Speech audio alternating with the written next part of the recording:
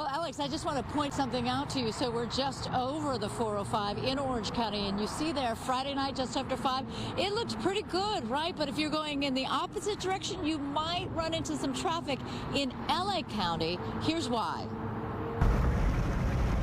Friday on the 405 in Orange County. Traffic is flowing thanks to the $2 billion improvement project.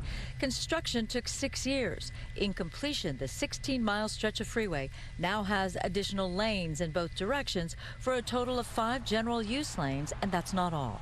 We rebuilt every local interchange. We rebuilt 18 bridges. They now have bike lanes and sidewalks. And we've established the 405 express lanes, which will allow people an option to shorten their commute if they choose to pay.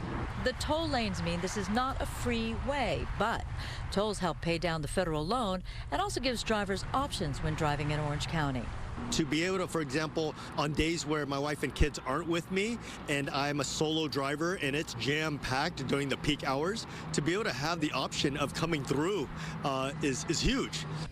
Orange County's 405 sees nearly 400,000 cars during rush hour.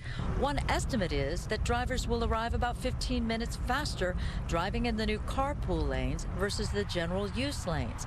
Unlike other freeway improvement projects in Southern California, the plan here was for efficient traffic management instead of just filling up a new lane. We know that during the rush hour, these lanes are only 20% of the freeway capacity, but they will carry 40% of the traffic.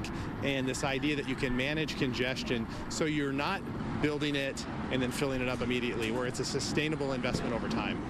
According to OCTA, the project used 38 million pounds of rebar, 360 tons of asphalt, 13 acres of sound walls, and created 33,000 jobs.